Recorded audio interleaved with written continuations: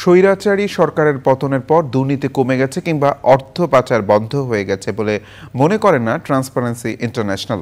দুর্নীতিবিরোধী Berlin ভিত্তিক সংস্থাটির পরিচালনা পর্ষদ চেয়ারম্যান রাজধানীতে সংবাদ সম্মেলনে বলেছেন, বাংলাদেশে তাদের কাজের সুযোগ আগের মতোই রয়ে গেছে।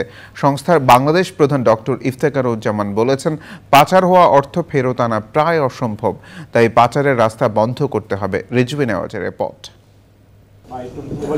2023 সালে ট্রান্সপারেন্সি ইন্টারন্যাশনালের পরিচালনা পর্ষদের চেয়ারম্যান নির্বাচিত হওয়ার পর ডক্টর ফ্রাঁসোয়া ভ্যালেরির প্রথম বাংলাদেশ সফর।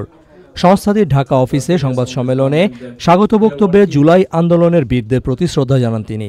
There are still corruption problems in Bangladesh, like in every country worldwide.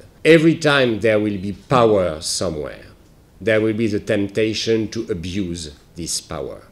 Therefore, it is always very, very important that we have civil society, which means all the people without power, without the political and economic power, to control what is being done in their name, so that we keep fighting against abuse of power.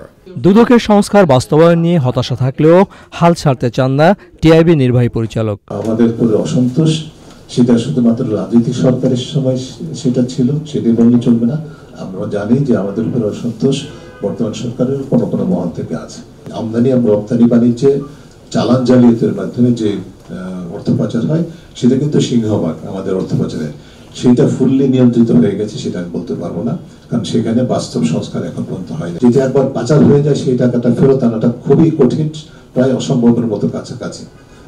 বড় যেটা fridge হচ্ছে সংশ্লিষ্ট দেশে, fridge হওয়ার মানে কিন্তু আমরা টাকাটা ফেরত পেয়ে যাবো সেটা কিন্তু না, কারণ ওই টাকাটা ফ্রান্সে বলেছে ওখানকার ইকোনমিতে সেই টাকাটা এখন ফ্লোটিং আছে, ওখানে কাজ করছে সেই টাকা। 3 দিনের সফরে ট্রান্সপারেন্সি ইন্টারন্যাশনালের চেয়ারম্যান, প্রধান উপদেষ্টা, দুদক চেয়ারম্যান এবং সুশীল সমাজের প্রতিনিধিদের সঙ্গে বৈঠক করেছেন। Rizvi Newaz, channel I, Dhaka.